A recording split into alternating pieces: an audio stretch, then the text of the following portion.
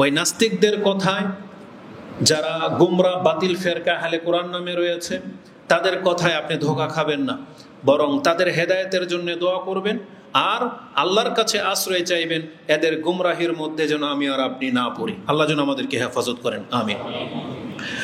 তা আগামী দিনগুলোতে এই পৃথিবী বা শেষ হওয়ার সময় যত বেশি কাছাকাছি চলে আসবে, এই পৃথিবীতে বহু ব্যাপক কিছু ঘটবে এবং পরিবর্তন আপনি লক্ষ্য করতে পারবেন। এই সম্পর্কে বহু বর্ণনা আপনি কোরআন হাদিসে পাবেন। ইতিপূর্বে এই মর্মে আমরা প্রায় 13টা বক্তব্য করেছি যে কিয়ামতের কাছাকাছি সময় এই পৃথিবীতে কি রকমের বিপর্যয় আসতে পারে। তার মধ্যে একটা উল্লেখযোগ্য বিষয় হচ্ছে ফিতনা। কারণ রাসূল বলেছেন পৃথিবীতে ব্যাপক ফিতনা ছেয়ে যাবে। এই ফিতনা নিয়ে আমরা 8টা বক্তব্য করেছি। তার মাঝে উল্লেখযোগ্য সবচেয়ে বড় ফিতনা যেটা মুসলিমদের মাঝে আসবে, রাসূল বলেছেন সেটা হচ্ছে আমল কমে যাওয়া। মুসলিম হওয়া সত্ত্বেও সে ইসলামের উপরে আমল করবে না, বরং তার ফরজ ইবাদত পর্যন্ত সে ছেড়ে দিচ্ছে। এটা তার ইঙ্গিত বহন করে যে পৃথিবী একেবারে তার শেষ পর্যায়ে চলে আসছে। রাসূলুল্লাহ সাল্লাল্লাহু আলাইহি ওয়াসাল্লামের বর্ণনা মতে এই পৃথিবীতে মুসলিমদের উপরে যে ফিতনা আসবে সেটা হচ্ছে আমল কমে যাওয়া। এক পর্যায়ে যে এলেম আল্লাহর পক্ষ থেকে নাজিল করা হয়েছিল সেই এলেম পর্যন্ত পৃথিবী থেকে উঠে যাবে। এটা হচ্ছে তার থেকে বড় কঠিন বিষয়। কেননা এলেম যার কাছে থাকবে সে কিছু না কিছু আমল করে, কিন্তু যার কাছে এলমই নাই তার কাছে কোনো কল্যাণকর আমল বলে কিছু পাওয়া যাবে না। তো ওইটার চাইতে এটা বেশি গুরুত্বপূর্ণ যে আমল থাকবে না এবং এলম উঠে যাবে। তৃতীয় যেই ফিতনার কথা রাসূল বলেছেন সেটা ছিল মুসলিমরাই মুসলিমের দ্বারা সবচেয়ে বেশি ক্ষতিগ্রস্ত হবে। আমরা সেই বক্তব্য করেছি। আর মুসলিমদের দ্বারা মুসলিমদের সবচেয়ে বড় ক্ষতি হলো তার জানমালের ক্ষতি। মুসলিমের মাল অর্থ সম্পত্তি বাজেভাবে গ্রহণ করে এবং মুসলিমরাই মুসলিমদেরকে হত্যা করতেছে। অমুসলিমরা যেমন হত্যা করে তেমনি অমুসলিমদের চাইতে মুসলিমরা নিজেরাই নিজেদেরকে বেশি হত্যা চালাচ্ছে বিভিন্ন স্বার্থে, বিভিন্ন কারণে। এটা রাসূলুল্লাহ সাল্লাল্লাহু আলাইহি ওয়াসাল্লামের ভবিষ্যৎবাণীর মধ্যে ছিল যে মুসলিমরাই হত্যা করবে, বরং এটা স্বয়ং আল্লাহ আমাদেরকে জানিয়েছে। রাসূলুল্লাহ সাল্লাল্লাহু আলাইহি ওয়াসাল্লাম 3টা জিনিসের দোয়া করেছিলেন যে আল্লাহ আমার উম্মতকে আপনি নূহ আলাইহিস সালামের জাতির মতো পাপের কারণে ডুবিয়ে ধ্বংস করবেন না। আল্লাহ বলছেন আমি মেনে নিলাম। বলা হয়েছে আমার জাতির উপরে আপনি পাথর বর্ষণ করে তাদেরকে হালাক করে দিবেন না, তাও আল্লাহ মেনে নিয়েছেন। বলছেন ইউসুফ আলাইহিস সালামের মতো দুর্ভিক্ষ দিয়ে আমার পুরো উম্মতকে মুসলিমদেরকে আপনি হালাক করে দিয়েন না, আল্লাহ সেটাও মেনে নিয়েছেন। এবং রাসূলুল্লাহ সাল্লাল্লাহু আলাইহি ওয়াসাল্লাম মুসলিমদের ক্ষতির সবচেয়ে বড় দিক সেটা হচ্ছে হানাহানি। আল্লাহর কাছে দোয়া করেছিলেন আমার উম্মতের মধ্যে মুসলিমরা যেন একে অপরের শত্রু না হয়ে যায়। কিন্তু আল্লাহ বলেছেন এটা হওয়ার নয়, কারণ তারা একে অপরের শত্রু হবে, এটাই হচ্ছে বাস্তব। এবং অন্যদের চাইতে তারা নিজেরাই নিজেদের ক্ষতি বেশি করবে। এই ক্ষেত্রে আল্লাহ তার দোয়াটা কবুল করেননি। বলছেন না এটা হবে না, বরং এর বিপরীত হবে, আপনার উম্মতেই একে অপরের শত্রু হবে, একে অপরকে ধ্বংস করবে। সে হাদিস আমরা আলোচনা করেছি। মুসলিমদের এই পৃথিবীর উপরে একটা বিপর্যয় হলো কিয়ামত আসার আগে অধিকাংশ মানুষ নেশাগ্রস্ত হয়ে যাবে, মানুষ নেশার দিকে ঝুঁকে যাবে। অধিক মাত্রায় তারা জেনা করবে, হত্যা এবং লুটতারাজ এগুলো সব আম হয়ে যাবে। রাসূল বলেছেন এগুলো সাধারণের মতো হয়ে যাবে। সাধারণ কি? যেটা আমরা সাধারণত করে থাকি, যেমন আমাদের ভাষায় আমরা বলি ডাল ভাত, মানে যেটা কমন জিনিস, সেটা সবার তৌফিকের মধ্যে কুলায়। ঠিক পৃথিবীর মানুষ হত্যা করাটাকে এর চাইতেও সহজভাবে নেবে। কেউ কাউকে কিছু হলেই হত্যা করে দেয়। এখন আপনি দেখতে পাচ্ছেন রাসূলুল্লাহ সাল্লাল্লাহু আলাইহি ওয়াসাল্লামের যুগে রাসূলুল্লাহ সাল্লাল্লাহু আলাইহি ওয়াসাল্লামকে যারা আঘাত করেছে, হত্যা করতে চেয়েছিল, রাসূল তাদেরকে পর্যন্ত প্রতিশোধ গ্রহণ করেননি, তাদেরকে ক্ষমা করে দিয়েছেন। আর আজকে আমরা তার উম্মাহ হয়ে মাত্র 10 টাকার জন্য একজন আরেকজনকে হত্যা করে দিচ্ছি। নিজেদের অপরাধকে ঢাকার জন্য নিজের সন্তানকে হত্যা করে দিচ্ছে। সন্তান নিজের স্বার্থ হাসিল করার জন্য পিতামাতাকে হত্যা করে দিচ্ছে। তাহলে হত্যার মাত্রাটা কোন পর্যায়ে চলে আসছে? যেই ব্যক্তি তার পিতামাতা বা নিজের সন্তানকে হত্যা করতে পারে, তার কাছে অন্যের কোনো স্বার্থের ব্যাপার আসলে অন্যকে হত্যা করা এটা কোনো বড় কোনো ব্যাপার না। এই জন্য আমাদেরকে এগুলো নিয়ে ভাবতে হবে যে এগুলো হচ্ছে কিয়ামতের অনেক বড় বড় নিদর্শন, যেটা স্পষ্ট প্রকাশ পাচ্ছে যে পৃথিবী একেবারে ধ্বংসের কাছাকাছি চলে আসছে। আজকের খুতবায়ও ঠিক তেমন কিছু নিদর্শনের কথা উল্লেখ করব, যেগুলোর মাধ্যমে আপনি জানতে পারবেন যে কিয়ামত অত্যন্ত নিকটে চলে আসছে। তার পূর্বে কেন আমাদেরকে আল্লাহ সুবহানাহু ওয়া তাআলা এই কিয়ামতের আলামতগুলো সম্পর্কে বা রাসূলুল্লাহ সাল্লাল্লাহু আলাইহি ওয়াসাল্লাম আমাদেরকে কেন জানিয়েছেন, এটার উদ্দেশ্যটা কি, কি ছিল আল্লাহ সুবহানাহু ওয়া তাআলার উদ্দেশ্য? কারণ কিয়ামত একদিন না একদিন তো হবেই, আর এটা হঠাৎ করেই হয়ে যাবে। তার আগে আল্লাহ সুবহানাহু ওয়া তাআলা এই ব্যবস্থা রেখেছেন, যেগুলো দেখে মানুষ বুঝতে পারবে যে কিয়ামতের দিনটা কবে। কেন, সে উদ্দেশ্যটা হচ্ছে আজকের খুতবার অনেক মুখ্য একটা বিষয়। কেননা দিন যত যাচ্ছে আমাদের সাথে একে অপরের সাক্ষাৎ হয়তো তত কমে যাচ্ছে বা কমে যাবে। পরবর্তী খুতবায় আবার এসে মিম্বরে দাঁড়াতে পারবো কিনা, আপনারা এসে খুতবা পাবেন কিনা, এর কোনো গ্যারান্টি নেই। যে কোনো সময় যে কেউ মরতে পারে, বিপর্যয় ঘটতে পারে। এজন্য এই জিনিসটা আজকে এটা আপনার কাছে তুলে ধরে রাখি, যাতে করে আপনি চিন্তাশীল হন। সেটা হচ্ছে আল্লাহ সুবহানাহু ওয়া তাআলা মূলত উদ্দেশ্য করেছিলেন যে কেউ তো আছে যে রাসূলুল্লাহ সাল্লাল্লাহু আলাইহি ওয়াসাল্লামের এই সংবাদগুলোকে বাস্তবায়ন হতে দেখে তার ঈমান তাজা হয়ে যাবে। হতে পারে সে পাপ ছেড়ে দেবে, হতে পারে সে তওবা করবে। এটা ছিল আল্লাহ সুবহানাহু ওয়া তাআলার উদ্দেশ্য। যেমন এই মর্মে একটা স্পষ্ট আয়াত আমি আপনার কাছে পেশ করি, কিয়ামত সংক্রান্ত রিলেটেড, সূরা মুহাম্মদের মধ্যে রয়েছে। সূরা মুহাম্মদের 18 নম্বর আয়াতে আপনি পেয়ে যাবেন আল্লাহ সুবহানাহু ওয়া তাআলা বলছেন, ফাহাল ইয়ানজুরুন, তারা কি অপেক্ষা করতেছে ওই দিনের কেবলমাত্র কিয়ামতের, ইল্লা সাআতা আন তা'তিয়াহুম বাগতাতা। আল্লাহ বলেছেন যে কিয়ামত যখন হঠাৎ করে চলে আসবে, এই পৃথিবীর মানুষ কি সেই দিনের অপেক্ষায় আছে যে যেই দিন কিয়ামতটা হঠাৎ করে শুরু হয়ে যাবে, আর সেই দিন তার হুঁশ ফিরবে, আর তখন সে ভালো কাজ করতে চাইবে, তখন সে তওবা করতে চাইবে। এখানে বাগতাতান শব্দটা রয়েছে, তার মানে আল্লাহ নিজেই বলছেন এই কিয়ামত হঠাৎ করে আসবে। যদিও আমরা জানি যে কিয়ামত হঠাৎ করে আসবে না। কেন? কারণ তার আগে ঈসা আলাইহিস সালাম আসবেন, ইয়াজুজ মাজুজ আসবে, দাজ্জাল আসবে, তারপরে পৃথিবীতে অনেক বেশি শান্তি শৃঙ্খলা হবে, আবার বিপর্যয় ঘটবে, আবার সৎ লোকেরা মারা যাবে। এইভাবে ঈসা আলাইহিস সালাম 7 বছর থাকবেন, তারপরে গিয়ে কিয়ামত হবে। তার মানে তো হঠাৎ করে না, এগুলো তো আমাদের জানা। কিন্তু আল্লাহ যে বলেছেন হঠাৎ করে, তার মানে হলো এটা একটা বাস্তব ঘটনা। আমি আপনাদেরকে বলি, মানুষের নির্বুদ্ধিতা বা মানুষের উদ্যত্ততা আপনি দেখতে পাবেন নেটে। কিছু জায়গায় আগুন লাগে, যেগুলো কেমিক্যাল বা যেটা ব্লাস্ট হয়, এরকম কিছু জায়গায় যখন আগুন লাগে, কিছু মানুষ কৌতূহলবশত সেখানে দাঁড়িয়ে থাকে, ভিডিও করে, ক্যামেরা করে দেখে যে পরিস্থিতি কি ঘটতেছে, এগুলো দেখি। কিন্তু ওইটার মাথায় ওর কাজ করে না, যদি এটা ব্লাস্ট হয়, ফুটে, তাহলে কি অস্তিত্ব হবে, যেটা চিটাগাঙের একটা ঘটনায় দেখা গেছে। এক লোক ভিডিও করতেছে সেখানে দাঁড়িয়ে, আর সেগুলো যখন ভাস্ট হয়েছে, পুরো এরিয়াটা জ্বলে ছারখার হয়ে গেছে। তা আমাদের অবস্থা হচ্ছে এরকমই। আজকে আমরা অধিকাংশ মুসলিম যারা জুমার খুতবায় মসজিদে আসি, এই কথাগুলো শুধু তারা জানে, কিন্তু বাহিরে যারা আছে, যারা মিটিং মিছিলে রাস্তাঘাটে আছে, যাদের এই খুতবাগুলো যাদের কান পর্যন্ত যায় না, যাদের সাথে কোরআন হাদিসের কোনো সম্পর্ক নাই, ধর্মীয় কোনো কিছু সম্পর্ক নাই, আপনি ওকে জিজ্ঞেস করেন, ও কিয়ামত সম্পর্কে কোনো কিছুই খবর রাখেন। বরং ওর মন্তব্য হবে কিয়ামত হবে হবে হবে, একদিন তো হবেই কিয়ামত, এইভাবে ওর ভাষা থাকবে। কিন্তু কবে, কেন, কি করতে হবে, ওর কোনো মাথা ব্যথা নাই। তাহলে আজকে আমরা যারা এখানে উপস্থিত আছি, তারা শুধু এই বিষয়গুলো জানি যে হ্যাঁ এগুলো হাদিসে আছে, কিন্তু এই আমাদের মতো লোকগুলো কিন্তু কিয়ামতের সময় থাকবে না। এই পৃথিবীটা এমন একটা পর্যায়ে চলে আসবে, এই কথাগুলো বলার মতো লোক থাকবে না, এই কথাগুলো শোনার মতো লোক থাকবে না। কারণ তারা শুধু দুনিয়া নিয়ে ব্যস্ত থাকবে, আর ধর্মকর্ম বলে কিছু থাকবে না। আর ওই সময়টাই এমন একটা পরিস্থিতি ঘটবে যে এই যেগুলো চোখের সামনে, ঈসা আলাইহিস সালাম আসবে, দাজ্জাল আসবে, সবকিছু ধ্বংস হয়ে যাবে। একটা পর্যায়ে এই সৎলোকগুলো যখন সরে যাবে, পৃথিবীতে এমন একজন ব্যক্তি থাকবে না যে এগুলো নিয়ে চর্চা করবে। তখন মানুষ তার ব্রেন থেকে, স্মৃতি থেকে এগুলো সব গায়েব হয়ে যাবে। তারা ভাববে না কোনো কিছু নিয়ে। আর তখনই হঠাৎ করে যখন কিয়ামত চলে আসবে বা পূর্ব দিক থেকে সূর্য উঠে যাবে, ওই মুহূর্তগুলোর মধ্যে মানুষ সব থেকে নিজেকে নিয়ে ব্যস্ত থাকবে, মানে দুনিয়া নিয়ে ব্যস্ত থাকবে। রাসূলুল্লাহ সাল্লাল্লাহু আলাইহি ওয়াসাল্লাম সেই বর্ণনাগুলো কি বলেছেন, যে একজন কাপড় বিক্রেতা কাপড় খুলে দিয়ে কাস্টমারকে দেখাবে, সে সেটাকে ফোল্ডিং করার সময় পাবে না। একজন কৃষক তার গরুগুলোকে খাবার দেওয়ার জন্য তার চারির মধ্যে সে খাদ্য বলতে থাকবে, ওই মুহূর্তে শুনবে সে পশ্চিম দিকে কিয়ামত হয়ে গেছে। একজন কৃষক তার ফসল উঠিয়ে নিয়ে আসার কাটার আগেই সে শুনবে যে কিয়ামত হয়ে গেছে বা পশ্চিম দিকে সূর্য উঠে গেছে, আর ওটাই কিয়ামতের সবচেয়ে বড় নিদর্শন বলা হয়েছে। তারপর আর তওবা গ্রহণযোগ্য হবে না।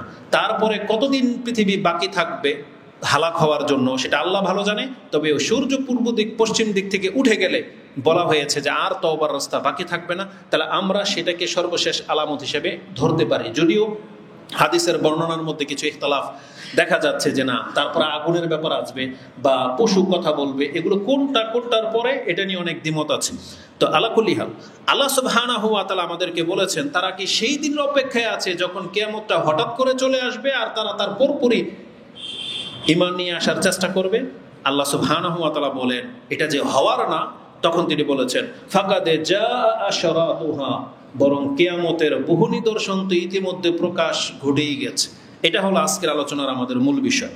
কিন্তু এই মুহূর্তের যে উদ্দেশ্য নিয়ে বক্তব্যটা করতেছি, এটার অংশটা এখন শুরু। আল্লাহ বলেছেন ফাআন্না লাহুম ইযা জাআতহুম যিকরাহুম, তখন কি ফায়দা হবে যখন তারা উপদেশ গ্রহণ করবে, কিয়ামত যখন শুরু হয়ে যাবে।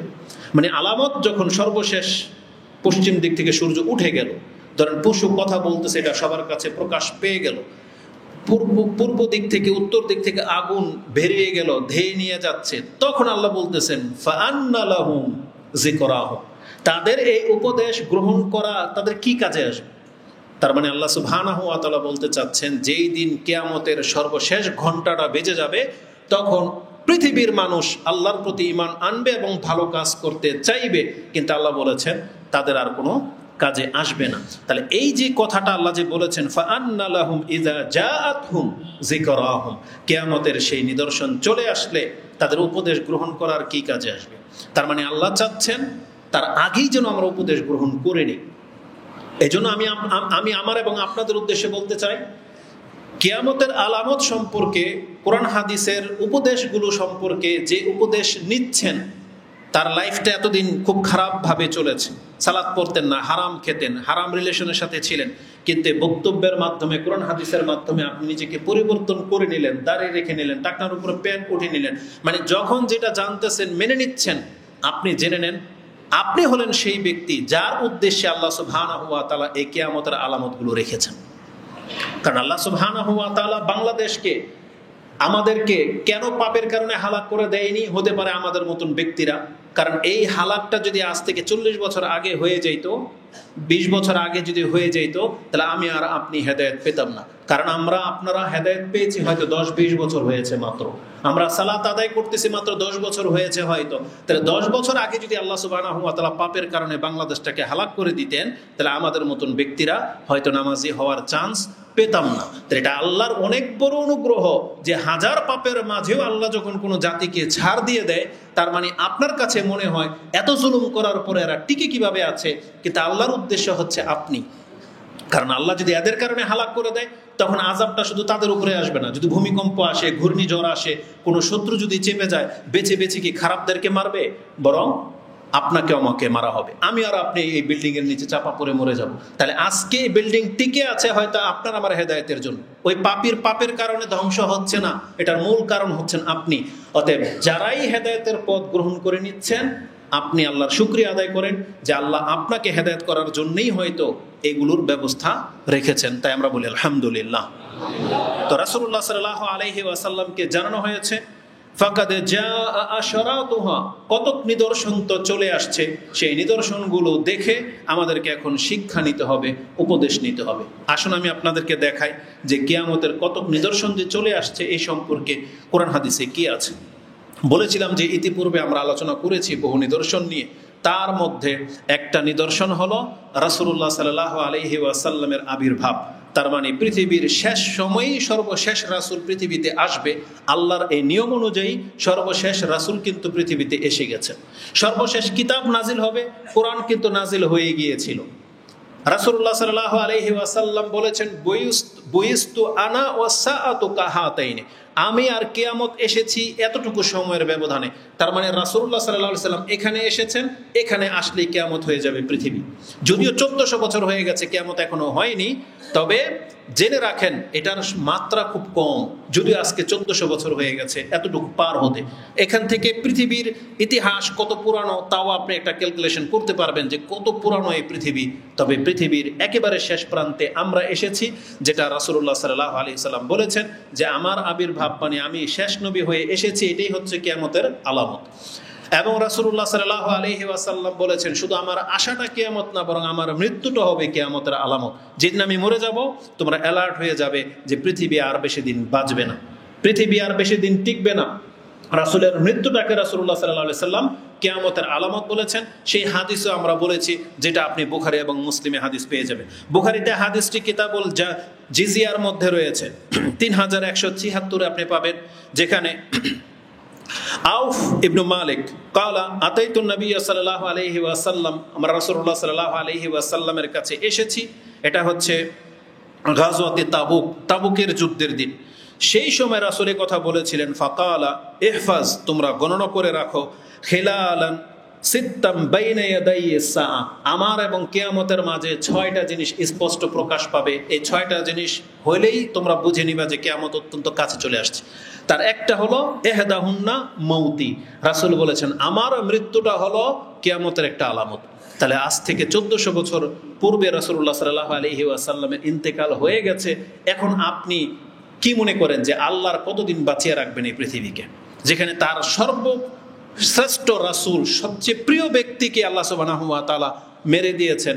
এই পৃথিবীকে আল্লাহ সুবহানাহু ওয়া তাআলা বেশি দিন রাখবে না। শুধু আমাদের হেদায়েতের কারণেই হয়তো পৃথিবী এতদিন টিকে আছে। এই হেদায়েতের রাস্তা যখন আমরা এক এক করে ছেড়ে দেব, তখন পৃথিবী ধ্বংসের দিকে যাবে। তাহলে এই হাদিস প্রমাণ করে যে রাসূলের মৃত্যুটাও ছিল কিয়ামতের একটি আলামত। আল্লাহ বলেছেন না ফাকাদ জাআত আশরাতুহা, যে কতক নিদর্শন চলে আসছে, তার মানে শেষ নবীর আগমন, শেষ নবীর ইন্তেকাল। এবং কোরআনে আল্লাহ বলেছেন চাঁদ দ্বিখণ্ডিত হয়ে যাওয়া, এটাও তো কিয়ামতের একটা আলামত ছিল, যেটা আল্লাহ কোরআনের আয়াত নাজিল করে দিয়ে আমাদেরকে জানিয়েছেন, যেটা আপনি সূরা কামারের মধ্যে পাবেন। আল্লাহ বলেছেন ইকতারাবাতিস সাআতু ওয়ানশাক্কাল কামার, কিয়ামত তো অত্যন্ত নিকটে চলে আসছে। এই যে দেখো যে চাঁদ দ্বিখণ্ডিত হয়ে গেছে, তার মানে এগুলো হচ্ছে পাস হয়ে গেছে, যে কিয়ামতের আলামত যে প্রকাশ পেয়ে গেছে, এগুলো হচ্ছে তার জ্বলন্ত প্রমাণ। এভাবে বহু নিদর্শন প্রকাশ পাবে বা পাচ্ছে। কিন্তু এখন প্রশ্ন হলো, এগুলো জানার পরে আমাদের অন্তরের কি অবস্থা? কোনো কি পরিবর্তন হচ্ছে বা আমরা কি পরিবর্তন দেখতে পাচ্ছি? এটা হচ্ছে আজকের এই বক্তব্যের ভূমিকার মূল অংশ, যে এই নিদর্শনগুলো বর্ণনা করার পেছনে আল্লাহর কি উদ্দেশ্য ছিল। আল্লাহ বলেছেন যাতে করে তারা উপদেশ গ্রহণ করে। এখন আমরা যারা এগুলো শুনতে পাচ্ছি, তারা এগুলোকে উপদেশের হিসেবে নিচ্ছি কি নিচ্ছি না, এটা হচ্ছে দেখার বিষয়।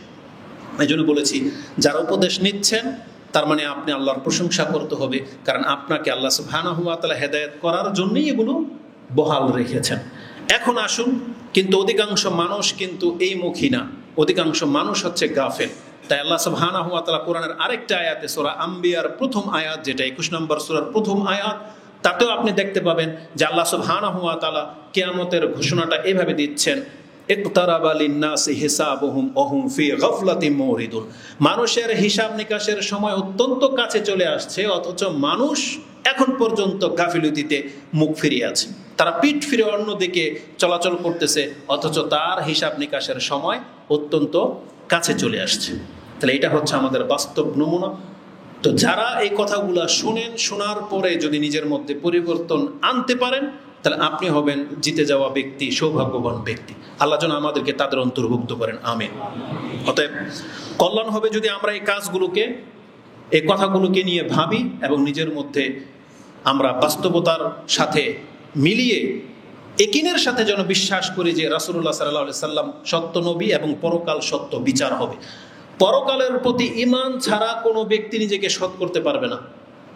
আজকে যারাই পরকাল এবং আল্লাহ সম্পর্কে উদাসীন, বিচারের মাঠে দাঁড়াতে হবে এই সম্পর্কে যত বেশি গাফেল, তত বেশি পাপী বা তত বেশি জালেম। তখন এই ব্যক্তির কাছে হক না হক বলে কিছু নেই, হালাল হারাম বলে কিছু নেই। কারণ আমাদের বাংলাদেশে এমন একটা পরিস্থিতি, বা পুরো বিশ্বে, পুরো পৃথিবীর শাসন ব্যবস্থা এমন একটা পর্যায়ে চলে আসছে, সেখানে ন্যায়ের সাথে বিচার করা হয়। সেখানে ইসলামের মানদণ্ডে বিচার করা হয় না। এজন্য আপনার পাপ সম্পর্কে আপনাকে সঠিক বিচার করা হবে, পৃথিবীর একজন শাসকও নাই। এজন্য যদি পাপ থেকে বাঁচতে হয়, জুলুম থেকে বাঁচতে হয়, তাহলে আল্লাহর ভয় আর পরকালের বিচারের ভয় ছাড়া কোনো ব্যক্তি এখন আর সৎ হইতে পারবে না, কারণ শাসন ব্যবস্থা নাই। রাসূলুল্লাহ সাল্লাল্লাহু আলাইহি ওয়াসাল্লাম এবং খোলাফায়ে রাশিদিনের যুগ যতদিন পর্যন্ত ছিল, সেখানে একটা ন্যায় বিচার হতো। তার ভয়ে অনেকে পাপ থেকে বেঁচে থাকতো, জুলুম থেকে, হত্যা থেকে বেঁচে থাকতো, কিন্তু সেই বিচার তো এখন নাই। এখন যারা পাপ থেকে বেঁচে আছেন, এটা নিছক আল্লাহ সুবহানাহু ওয়া তাআলার ভয়, পরকালের বিচারের ভয়, অথবা সমাজের কাছে, সমাজের চোখে লাঞ্ছিত, অপমানিত হওয়ার ভয়ে শুধু বেঁচে আছেন। কিন্তু যারা সমাজের ধার ধারে না, যাদের অগাধ টাকা আছে, যারা জেনা করলেও বলার কেউ নাই, যারা মদ খেয়ে নিচ্ছে, যাদের সেই রকমের রাস্তা সবকিছু খোলা আছে, তাদের কাছে এগুলো ডাল ভাত। হত্যা করে যারা শেল্টার পাচ্ছে, যাদের নেতৃস্থানীয় ব্যক্তি আছে, প্রশাসন যাদেরকে সাপোর্ট করে, তাদের দ্বারা হত্যা হয়ে যাচ্ছে যখন তখন। তার মানে এখন যদি এগুলো থেকে বাঁচতে চান, তাহলে পথ একটাই, আল্লাহর প্রতি ভরসা, আল্লাহর প্রতি ভালোবাসা, আল্লাহর প্রতি ঈমান, এবং পরকালে আল্লাহর সামনে দাঁড়াতে হবে। এই ভয় নিয়ে আপনাকে বাঁচতে হবে, তাহলে আপনি লোভ, হিংসা, বিদ্বেষ, পাপ থেকে বেঁচে থাকতে পারবেন, নাহলে বিকল্প আর কোনো পথ নাই। তো এবার আসুন, আপনার অন্তরের ভিতরে সেটা কিভাবে জাগাবেন। তার প্রথম কাজ হলো আপনাকে আমাকে আল্লাহর কাছে দোয়া করতে হবে যে আল্লাহ, তুমি আমার অন্তরের ভিতরে ভয় ঢেলে দাও। কারণ এমন কিছু স্পষ্ট নিদর্শন শোনার পরে, জানার পরে আমাদের অন্তর যখন আল্লাহর দিকে ঝুঁকতেছে না, পাপ থেকে আমরা তওবা করতেছি না, তার মানে আমাদের অন্তরের ভিতরেই সমস্যা। এটা আল্লাহকে ভয় পায় না। যেই কারণে রাসূলুল্লাহ সাল্লাল্লাহু আলাইহি ওয়াসাল্লাম তিনি অধিকাংশ সময় যে দোয়া করতেন, তিনি বলতেন, আল্লাহুম্মা আতি নফসি তাকওয়াহা, আল্লাহ তুমি আমার নফসের ভিতরে তাকওয়া ঢেলে দাও। আল্লাহর ভয় যদি কারো অন্তরে না থাকে, কোনো বক্তব্য তাকে শুধরাতে পারে না। এজন্য আল্লাহর ভয় আগে অন্তরে জাগান। এজন্য কোরআন হাদিসে সব থেকে বেশি কিন্তু আল্লাহর ভয়টাকেই পেশ করা হয়েছে। এটা ইসলামের প্রথম যুগের দাওয়াত, এবং এটাই হচ্ছে ইসলামের সর্বশেষ দাওয়াত, এবং রাসূলুল্লাহ সাল্লাল্লাহু আলাইহি ওয়াসাল্লামের জবান থেকে বের হওয়া সর্বশেষ উপদেশ। রাসূলুল্লাহ সাল্লাল্লাহু আলাইহি ওয়াসাল্লাম ইন্তেকালের সময় তো প্রথম এই কথাটাই বলেছিলেন, ইত্তাকিল্লাহ, আসসালাত আসসালাত ইত্তাকিল্লাহ ফীমা মালাকাত আইমানুকুম, তোমরা আল্লাহকে ভয় করো দাস দাসীর ক্ষেত্রে। তো এই যে আল্লাহকে ভয় করো, এটা ছিল রাসূলুল্লাহ সাল্লাল্লাহু আলাইহি ওয়াসাল্লামের সর্বশেষ নসিহা। কারণ এটা ছাড়া কোনো ব্যক্তি সঠিক পথ পাবে না, এটা ছাড়া কোনো ব্যক্তি থেকে আপনি সেফ না।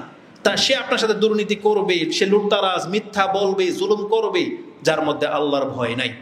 এজন্য আল্লাহর ভয়টা বেশি জরুরি। এজন্য আপনাকে আমাকে নিজে থেকে দোয়া করতে হবে, আল্লাহুম্মা আতি নুফুসি নফসি তাকওয়াহা। আর আমরা বলবো, আল্লাহুম্মা আতি নুফুসানা তাকওয়াহা, আল্লাহ আমাদের প্রত্যেকের অন্তরের ভিতরে আল্লাহ তুমি ভয় ঢেলে দাও।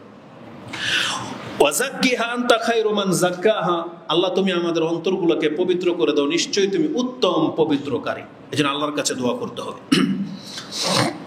এই হাদিসটি আপনি মুসলিমে দোয়ার অধ্যায় পেয়ে যাবেন 6799। 6799-তে দোয়াটা আছে, এবং দোয়ার মধ্যে অনেকগুলা ধাপ আছে। এই দোয়াটা, এই হাদিসটা প্রত্যেকে মুখস্থ করবেন। সেখানে আল্লাহর কাছে বহু কিছু থেকে আশ্রয় চাওয়া আছে। সেখানে অপারগতা, দুঃখ, বেদনা, দুঃখ, কষ্ট, দুশ্চিন্তা সবকিছু থেকে আশ্রয় চাওয়া আছে।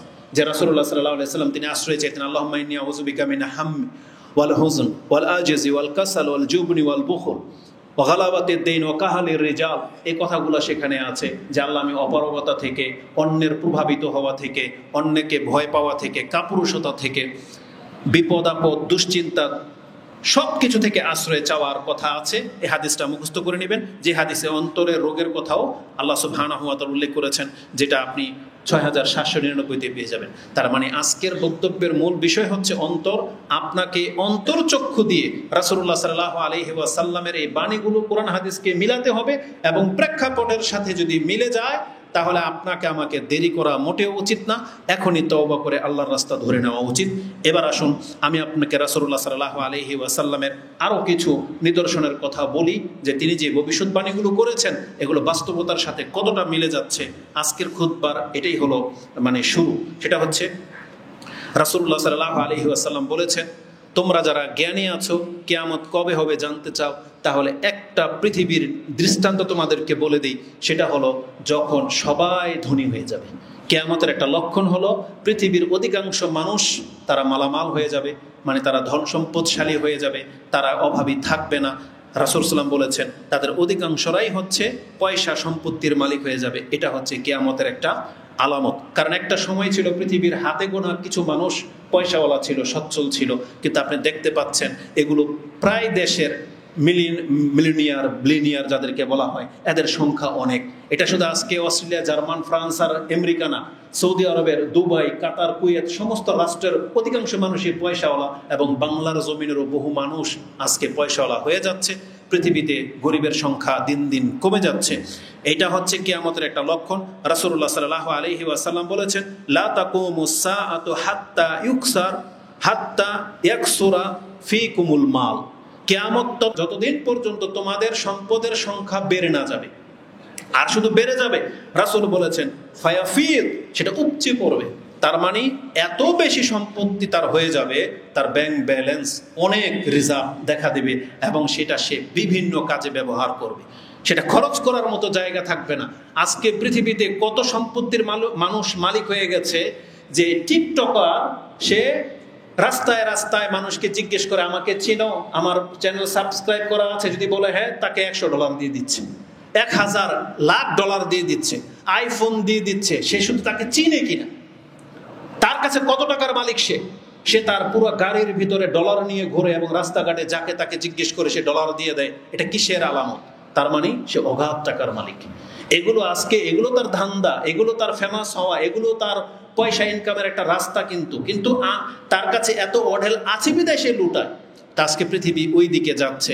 আমরা আমাদের দেশের মধ্যে এরকম কম মানুষ নাই, কিন্তু যারা খাদ্যের নামে যারা ভ্রমণ প্রিয়, তারা কত টাকা খরচ করে পৃথিবীতে ভিজিট করে, ভ্রমণ করে, আপনি তাদের জীবন সম্পর্কে জানলে আশ্চর্য হয়ে যাবে। যদিও এখন পর্যন্ত আপনি আর আমি সেই টাকার ছোঁয়া পাইনি, কিন্তু রাসূলুল্লাহ সাল্লাল্লাহু আলাইহি ওয়াসাল্লামের ভবিষ্যৎবাণী মতে দুনিয়াবি যতজন ব্যক্তি আছে তারা দেখবেন সবাই পয়সাওয়ালা হয়ে যাচ্ছে। শুধু আপনি আর আমি তো যেহেতু ইসলাম পালন করি, হালালের উপরে টিকে আছেন বিদায় আপনি এখন তো সে নাগাল পাচ্ছেন না, কিন্তু পৃথিবী ওই দিকে যাচ্ছে। তো রাসূলুল্লাহ সাল্লাল্লাহু আলাইহি ওয়াসাল্লাম বলেছেন ফায়াফিদ, এই সম্পদ একবার উপচে পড়বে, প্রত্যেকটা রাষ্ট্র ধনী রাষ্ট্র হিসেবে প্রকাশ পাবে। এবং রাসূল কি বলেছেন, হাত্তা ইউহিম্মা রাব্বুল মাল, একজন অর্থ সম্পত্তিওয়ালা মালিক, এই ব্যক্তি চিন্তায় পড়ে যাবে, মাই ইয়াকবালু সাদাকাতাহু, যে আজকে আমি যে যাকাত দেব, সাদাকা দেব, এটা কে গ্রহণ করবে? আজকে আমরা আপনাদের কাছ থেকে সাদাকা চেয়ে বেড়াই মসজিদ মাদ্রাসা করার জন্য, আর এটাকে উপমা পেশ করা হয় হুজুরদের আর কাজ কি? তারা তো এই মানুষের কাছ থেকে নিয়ে খালি মসজিদ আর মাদ্রাসা করবে, এটাই, তাই না? আর এই কাজটা যদি সে স্বেচ্ছায় করে দিত, আমাদেরকে হাত পাতার প্রয়োজন ছিল? কোনো প্রয়োজন ছিল না। কিন্তু আপনার মতো নির্বোধ ব্যক্তি টাকা পয়সার মালিক হয়ে গেছেন, আপনি তো ক্লাব, এটা সেটা, পার্ক, উমুক তুমুক সেগুলো তৈরি করেন।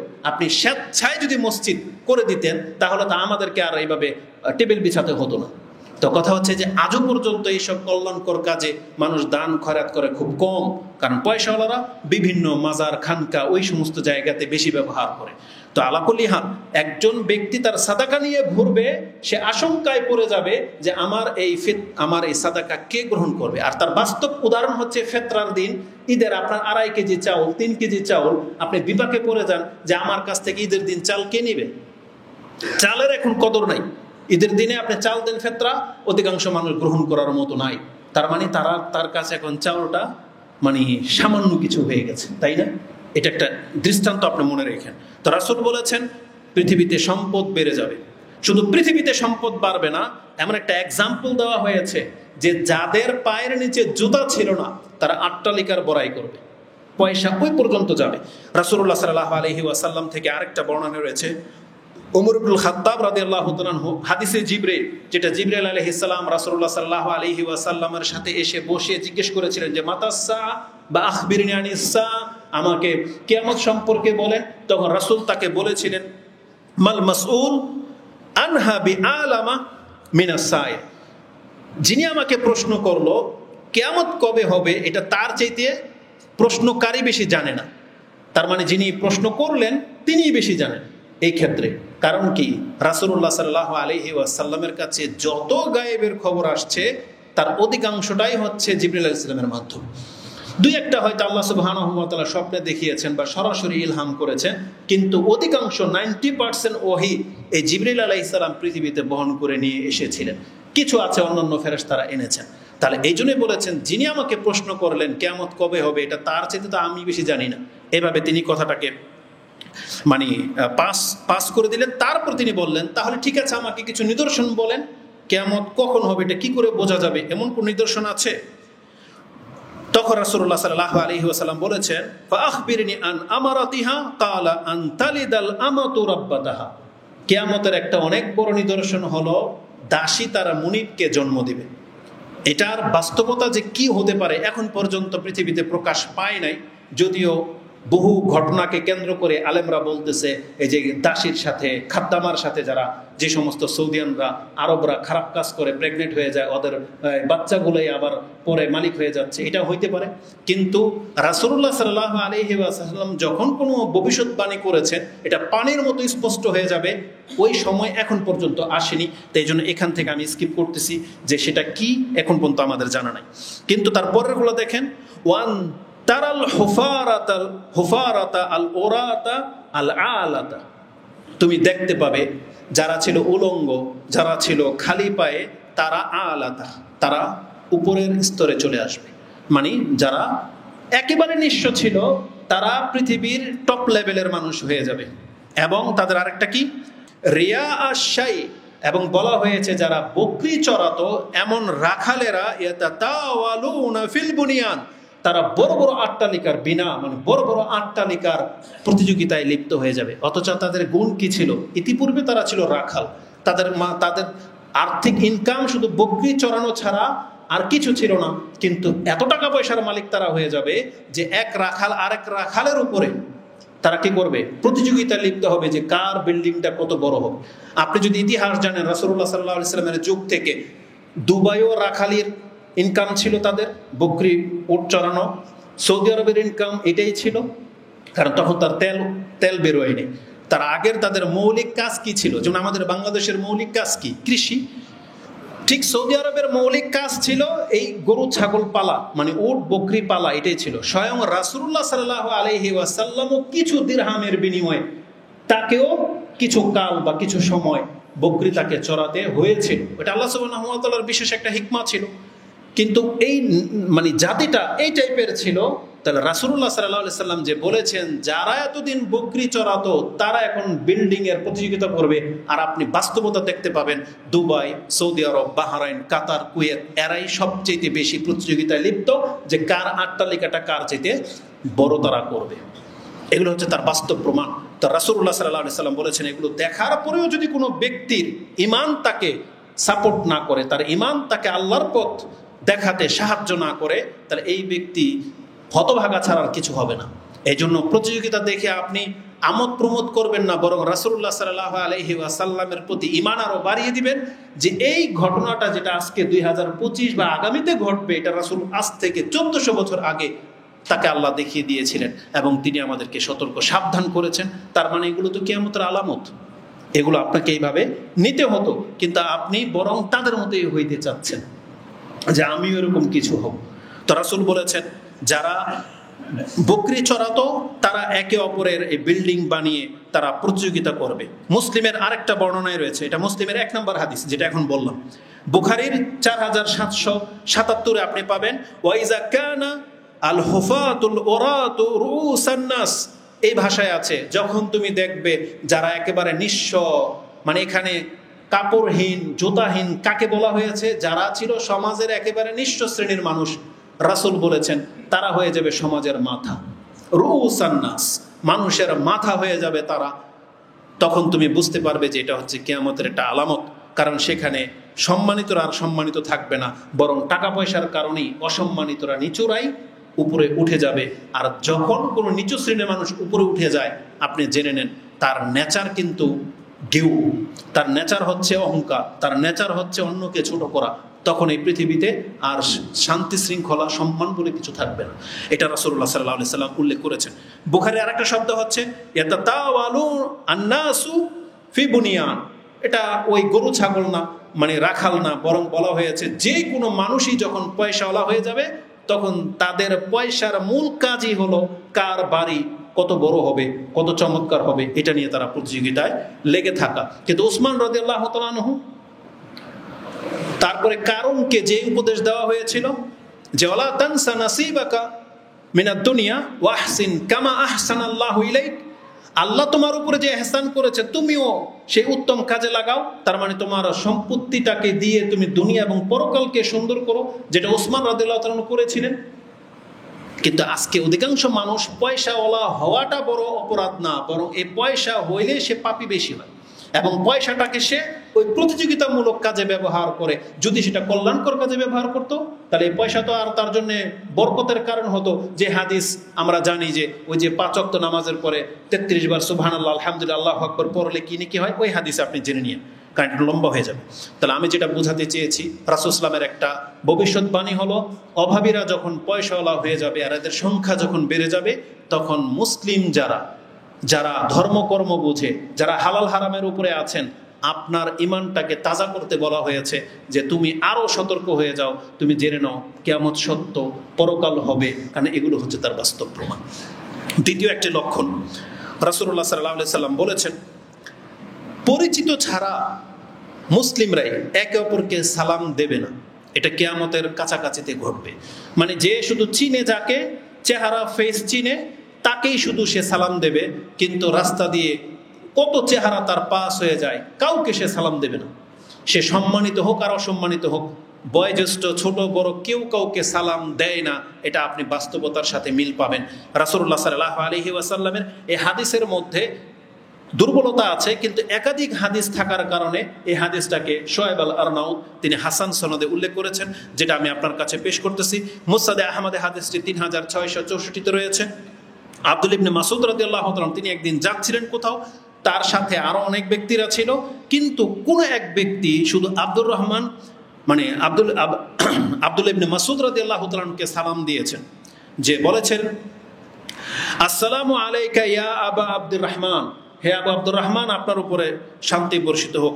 ফাকালা আব্দুল্লাহ, তখন আব্দুল্লাহ রাদিয়াল্লাহু তাআলা আব্দুল ইবনে মাসউদ তিনি তিনি ওটের উপরে ছিলেন, তখন তিনি জবাব দিয়েছেন এবং তিনি সাথে সাথে এটাও বলেছেন, সাদাকাল্লাহু ওয়া রাসূলুহু, আল্লাহ এবং তার রাসূল যা বলেছেন সেটাই সত্য। তখন তাকে জিজ্ঞাসা করা হয়েছে, এই ব্যক্তি যখন আপনাকে সালাম দিয়েছেন, তারপরে আপনি এই কথাটা কেন বললেন যে আল্লাহ এবং তার রাসূল যা বলেছেন এটাই সত্য? তখন তিনি হাদিসটা পেশ করেছিলেন। তখন তিনি বলেছিলেন, ক্বালা ইন্নী সামি'তু রাসূলুল্লাহি সাল্লাল্লাহু আলাইহি ওয়াসাল্লাম ইয়াকুল ইন্না মিন আশরাতিস সাআ, এটা হচ্ছে কিয়ামতের একটা নিদর্শন বা আলামত, ইজা কানাতিত তাহিয়া আলাল মারিফা, যখন সালাম হয়ে যাবে শুধুমাত্র পরিচিতির উপরে। মানে যে যাকে চিনে, যেমন উনি পয়সাওয়ালা, উনি অনেক ধর্নাঢ্য ব্যক্তি, সম্মানিত ব্যক্তি বা পাওয়ারফুল বা কিছু, বা নিজের বাপ ভাইকে তো কেউ সালাম দেয় না।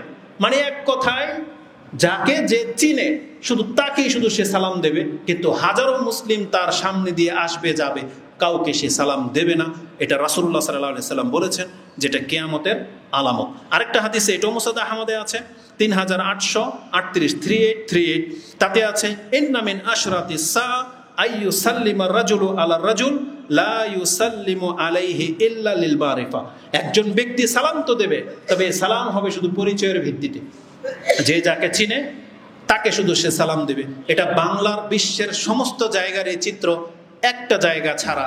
কারণ আমি একবার সিলেটের একটা অঞ্চলে গিয়েছিলাম, পীরগঞ্জ, সেখানে আমরা দেখেছি রাস্তায় দাঁড়িয়ে আছি, স্কুলের, এটা মাদ্রাসার পোলাপান না, স্কুলের পোলাপান, সিলেটের পীরগঞ্জের একটা জায়গা, স্কুলের পোলাপান, সে এমন কোনো ব্যক্তি নাই যে সালাম না দেবে। প্রত্যেকটা ছেলে হোক মেয়ে হোক, ছোট ছোট, আপনাকে দেখেছে সালাম দেবে এবং উচ্চ গলায় জোরে বলবে আসসালামু আলাইকুম। এই জিনিসটা শুধু আমি বাংলার জমিনের সিলেটের পীরগঞ্জের এলাকায় পেয়েছি। আর বাকি আপনি আমার ঘর বলেন, আপনার ঘর বলেন, আপনার সমাজ বলেন, এমন একটা ডিস্ট্রিক্ট দেখাইতে পারবেন না যেখানে এইভাবে সালামের প্রচলন আছে। তো রাসূলুল্লাহ সাল্লাল্লাহু আলাইহি সাল্লাম বলেছেন, কিয়ামতের পূর্বে পরিচিতি ছাড়া একজনকে দেখা হলেই যে সালাম দেবে, এই প্রথা উঠে যাবে। অথচ আপনাকে কিন্তু ইসলাম শিক্ষা দিয়েছে, ইসলামের সবচেয়ে বড় সৌন্দর্যতাই কিন্তু এটা, যে একে অপরকে খাওয়াবে, একে অপরকে সালাম দেবে, সে চিনুক আর নাই চিনুক। আর হাদিস বুখারীতে আছে, রাসূলুল্লাহ সাল্লাল্লাহু আলাইহি ওয়াসাল্লাম তিনি বলেছেন, একজন ব্যক্তি বলছেন, আন্না রাজুলান সাআলান নবী সাল্লাল্লাহু আলাইহি ওয়াসাল্লাম আইয়ুল ইসলামে খায়র, ইসলামের কোন জিনিসটা সবচেয়ে উত্তম, মানে আমি যে ইসলামের কোন আদবটা নিজের মধ্যে নিব যেটা সবচেয়ে উত্তম আমল হিসেবে গণ্য হবে। তখন ইসলামের আদব সম্পর্কে রাসূল বলেছেন, তুতিমুত তাআম, ইসলামের সবচেয়ে বড় সৌন্দর্যতা আদব হলো একজন আরেকজনকে খাওয়াবে। তুতিমুত তাআম, খাদ্য খাওয়ানো। এটা ইসলামের অনেক বড় একটা সৌন্দর্যতা। ওয়া তাকরাউস সালাম আলা মান আরাফতা ওয়া মান লাম তারিফ, এবং সালামের প্রচলন ঘটানো, তুমি তাকে চিনো আর নাই বা চিনো, এটা হচ্ছে ইসলামের সবচেয়ে বড় সৌন্দর্যতা। তার মানে একজন ব্যক্তি মুসলিম, সে অপর মুসলিমকে দেখা মাত্রই সালাম দেবে, এটাই হচ্ছে ইসলামের আদব। কিন্তু সেই আদব আমরা অধিকাংশ মুসলিমরা ইসলাম থেকে নেইনি। এই হাদিস ইমাম বুখারী রাহিমাহুল্লাহ তিনি তার কিতাবুল ফিতনার অধ্যায়ে 12 নম্বরে এনেছেন যে ফিতনা যেটা, যে মুসলিম মুসলিমকে সালাম দেবে না শুধু পরিচিতি ছাড়া, তাহলে এটা একটা ফিতনা, যেটা কিয়ামতের একটা আলামত। রাসূলুল্লাহ সাল্লাল্লাহু আলাইহি ওয়াসাল্লাম থেকে আরেকটা ভবিষ্যৎবাণী আমি আপনার কাছে জানিয়ে দিই, সেটা হচ্ছে স্বজনপ্রীতি বা স্বার্থপরতা। রাসূল বলেছেন কিয়ামতের পূর্বে পৃথিবীতে স্বজনপ্রীতি এত বেড়ে যাবে, দলীয়করণ, স্বার্থপরতা এত বেড়ে যাবে, তোমরা যখন দেখতে পাবে বুঝে নিবা কিয়ামত বেশি দিন বাকি নাই, সেটা অত্যন্ত কাছে চলে আসছে। এটা আব্দুল্লাহ ইবনে মাসউদ রাদিয়াল্লাহু তাআলা তিনি বলেন, আন্না রাসূলুল্লাহ সাল্লাল্লাহু আলাইহি ওয়াসাল্লাম আনিন নবী সাল্লাল্লাহু আলাইহি ওয়াসাল্লাম ক্বালা ইন্নাকুম সাতারাউনা বাদি আসারাতান, খুব শীঘ্রই তোমরা আমার পরে স্বজনপ্রীতি দেখতে পাবে, স্বার্থপরতা দেখতে পাবে। আসারাতান তার মানে যে যাকে চিনে, স্বার্থের যার সাথে স্বার্থ আছে তাকে প্রাধান্য দেওয়া হবে, এটার সম্প্রীতি বেড়ে যাবে। ওয়া উমুরান তুনকিরুনাহা, আর এমন কিছু ঘটবে পৃথিবীতে শাসকদের দ্বারা, নেতৃস্থানীয় ব্যক্তিদের দ্বারা, যেটা তোমরা পছন্দ করবে না। তুনকিরুনাহা, তোমরা এটাকে ঘৃণা করবে। তখন এই পরিস্থিতি যখন হবে, সাহাবা একরা বলতেছেন কালু ফামা তা'মুরুনা ইয়া রাসূলুল্লাহ, এমন পরিস্থিতি যদি আমাদের সময় ঘটে আমরা কি করব? তখন রাসূল বলেছেন কালা আদ্দু ইলাইহিম হাক্কাহুম ওয়াসালুল্লাহ আল্লাযী লাকুম, নেতৃস্থানীয় ব্যক্তি বা দায়িত্বশীল ব্যক্তি যদি তোমার হকের ক্ষেত্রে জুলুম করে, তোমাকে প্রাধান্য না দেয়, তোমাকে মূল্যায়ন না করে, তাহলে তোমার করণীয় হলো তার কাছ থেকে নেতৃত্ব ছিনিয়ে নেওয়া না, তার যেটা হক তুমি দিয়ে দাও। যেমন নেতৃস্থানীয় ব্যক্তিদেরকে সম্মান করা, এটা তাদের হক, সে যত বড় খারাপ ব্যক্তি হোক না কেন, সে স্বৈরাচার ধরেন কিন্তু মুসলিম, তাহলে তাকে সালাম দেওয়া, সে আসলে তাকে রেসপেক্ট করা, এটা তার হক। রাসূল বলেছেন তাকে তার হকটা দিয়ে দাও। আর তোমার হক কি? তোমার হক ছিল যে তোমাকে সে ন্যায্য বিচার দেবে, তোমার যে রাষ্ট্রীয় অধিকার আছে সেটা তোমাকে দিবে, তোমার পারিশ্রমিক দিবে, তোমাকে সম্মানিত করবে। এখন রাষ্ট্রের নায়করা দিবে না আপনাকে, আপনি যেহেতু তার দলের না, দিল না আপনাকে, আপনি বিচারে গেছেন, আপনাকে পাত্তা দিল না পুলিশ অফিসার, ডিফেন্সের কেউ আপনাকে খোঁজ খবর রাখলো না। রাসূল কি বলেছেন? তুমি এখন বিদ্রোহ করবে না, বরং সালুল্লাহ আল্লাযী লাকুম, তোমার যে হক, তোমার যে প্রাপ্যটা, সম্মানটা ছিল, এটা তুমি আল্লাহর কাছে চেয়ে নাও। তার মানে তারপরে মুসলিমদেরকে বলা হয় নাই তুমি এটার লিগে সংগ্রাম করবে, তুমি তাদের বিট্রে করবে, তুমি রাষ্ট্রের খেলাফ চলে যাবে, এটা বলা হয় নাই। রাষ্ট্রের নায়ক যদি জালেমও হয়, তারপরে বলা হয়েছে তোমার বহু অধিকার সে লঙ্ঘন করবে, গ্যাস যাবে তাদের দলের লোকের দিকে, পেনশন পাবে তারা, ভাতা পাবে তারা, তোমার কোনো খোঁজখবর রাখা হবে না। তুমি তার বিট্রে করো না, বরং তুমি তার নিয়ম অনুযায়ী তার হকটাকে পুরো করে দাও, তোমার যেটা হক তুমি সেটা আল্লাহর কাছে চেয়ে। কত বড় কথা বলেছেন! এটা করলে একটা দেশের শৃঙ্খলা বজায় থাকবে। হ্যাঁ, আমি আর আপনি লাঞ্ছিত হব, অনেক ঘাটতি থাকবে, কিন্তু এই শৃঙ্খলা বজায় থাকবে, এটার বেনিফিট অন্যরা পাবে, এবং কিয়ামতের মাঠে আমি আমার ধৈর্যের পরীক্ষার কারণে আল্লাহর কাছে সম্মানিত হতে পারবো। কারণ রাসূল বলেছেন তোমরা ধৈর্য ধারণ করো, ইসবিরু হাত্তা তালকাউনা ইলাল হাউদ, আমার সাথে হাউজে কাউসারের মিলিত হতে চাইলে তুমি ধৈর্য ধারণ করো। তার মানে ইসলামের উপরে কায়েম থাকো, তুমি অন্যের হক নষ্ট করবে না, তোমার হক নষ্ট করবে সেটা কিয়ামতের মাঠে বুঝতে পারবে। তাহলে আজকে মুসলিমরা, আমরা যারা দিন শিখতেছি, তারা যদি এগুলো না গ্রহণ করি, আমরাও যদি রাস্তায় নেমে যাই, আমরাও যদি বিট্রে করি, তাহলে এই ভোগান্তি, এই মিম্বরে বলেছিলাম যখন এই যে রাষ্ট্রের মধ্যে বিশৃঙ্খলা শুরু হয়েছিল, তখন এই মেম্বরে বলেছিলাম এটা কোনো হকপথ হতে পারে না। তখন আমাদেরকে অনেকে গালাগালি করেছে, মেরিয়ে দিবে, এমনও ধমকি দিয়েছে, রাজনীতি পেঁচাল পারবেন না, বা আপনারা নির্বোধ, বোঝেন না, ওই সরকারের দালাল, বহু কিছু বলেছেন। এই ফিতনা কিন্তু থামেনি, বরং দিন দিন বাড়তেছে। রাষ্ট্র কোন দিকে যাচ্ছে এগুলোর জিম্মেদার আপনারা, দায়ী হচ্ছেন আপনারা। কারণ যারা এই ধরনের এই নোংরা গণতন্ত্রের সাথে লিপ্ত আর তাদের সাথে আতাত করে চলেন, আপনারা প্রত্যেকটা ব্যক্তি হচ্ছেন এই দেশকে ফাসাদের মধ্যে ডুবিয়ে দেওয়া ব্যক্তি। আপনি প্রকাশ্য মনে করতেছেন যে আপনি কোনো কিছু করেন নাই, বরং আপনার সাপোর্ট, আপনার এই তাদের সাথে অংশ নেওয়া, এটা অনেক বড় ফাসাদ, যেটা ইসলামকে নষ্ট করে দিচ্ছে। এই জন্য এখনো সময় আছে, কোরআন হাদিসের দিকে ফিরে আসেন এবং রাসূল সাল্লাল্লাহু আলাইহি ওয়াসাল্লামের যে দিক নির্দেশনা সেটাকে মেনে নেন। আমাদের কথা মানতে বলতেছি না, রাসূল বলেছেন তুমি তোমার হক তোমার রবের কাছ থেকে নাও, তারা তোমার হক দিলে দেখ, না দিলে না দেখ, কিন্তু একজন মুসলিম যেইভাবে থাকা উচিত একজন মুসলিমকে সেইভাবে থাকতে হবে, আল্লাহর দিনকে পালন করতে হবে। এটা আমাদেরকে দিক নির্দেশনা দিয়ে দেওয়া হয়েছে। এই হাদিস বুখারীতে রয়েছে 70-52 পাবেন, তিরমিজিতে হাদিসটি 2189 রয়েছে। আর একটা ইঙ্গিত দিয়ে দিই যে কিয়ামতের আলামতের, যে আপনার ঈমান তাজা হয়ে যাবে। রাসূল বলেছেন কিয়ামতের আলামত হলো বাজার, মার্কেট এটা হাতের নাগালে চলে আসবে। এটা অত্যন্ত হাতের, ঘরে ঘরে ঢুকে যাবে বাজার। আজকে দেখেন নেটের মাধ্যমে, নেট অনলাইন বিজনেস যারা করে তারা ঘর থেকেই বিজনেস খুলে বসে আছে, বরং আপনার বিল্ডিংয়ের নিচেই দোকান, আপনার বিল্ডিংয়ের নিচেই বাজার। রাসূলুল্লাহ সাল্লাল্লাহু আলাইহি ওয়াসাল্লাম বলেছেন বাজার অত্যন্ত হাতের নিকটে চলে আসবে, এটা হচ্ছে কিয়ামতের আলামত। আবি হুরায়রা আন রাসূলিল্লাহ সাল্লাল্লাহু আলাইহি ওয়াসাল্লাম ক্বালা ইউশিকু আল্লা তাকুমুস সাআ, আমি যেটা সন্দেহ করি যে কিয়ামত খুব নিকটে চলে আসছে, তার আলামত কি তোমরা দেখতে পাবে, তা অতদিন পর্যন্ত আসবে না হাত্তা ইউকবাদুল ইলম উঠে না যাবে, ওয়া তাজহারুল ফিতান ফিতনা প্রকাশ না পাবে, ওয়া ইউকসারুল কাযিব মিথ্যা বেড়ে যাবে, ওয়া ইয়াতাকারাবু জামান সময় সংকীর্ণ হয়ে যাবে, ওয়া তাতাকারাবা আল আসওয়াক বাজারগুলো বাসার একেবারে নিকটে চলে আসবে, মানে শহরের একেবারে নিকটে চলে আসবে বাজার।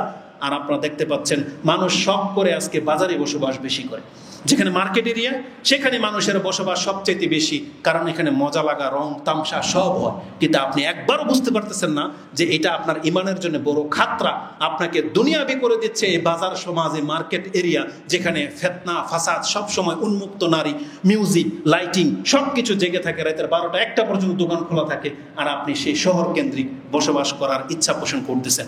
অথচ রাসূল বলেছেন ওয়াতাতাকারাবা আল আসওয়াক ওয়া ইউকসার আল হারাজ, কিলা ওমাল হারাজ বলছে আল কিতাল আল কাতল, সেটা আমরা জানি যে হারাজ বেড়ে যাবে, মানে হত্যা বেড়ে যাবে। এই হাদিসটি ইমাম ইবনু হিব্বান তার সহিহ সনদে বর্ণনা করেছেন 6718, এবং মুসনাদে আহমদে হাদিসটি 10724 রয়েছে।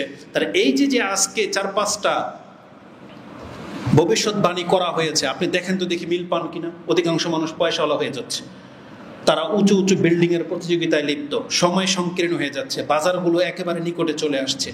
তার মানে এখনো কি আরো কিছু দেখার বাকি আছে, যে স্বয়ং আল্লাহর ফেরেশতা নিজের চোখে দেখলে আপনি নামাজি হবেন, স্বয়ং ফেরেশতা দেখলে আপনি পর্দা করবেন, দেখলে আপনি দাঁড়িয়ে রাখবেন না? আমার মনে হয় এটা উচিত না। এই জন্য যারা সামান্য কথায় কোরআন হাদিসের পথ ধরে নিচ্ছেন, আপনি সৌভাগ্যবান ব্যক্তি। আমরা আল্লাহর কাছে দোয়া করি, আল্লাহ তুমি আমাদেরকে হেদায়েত দান করো।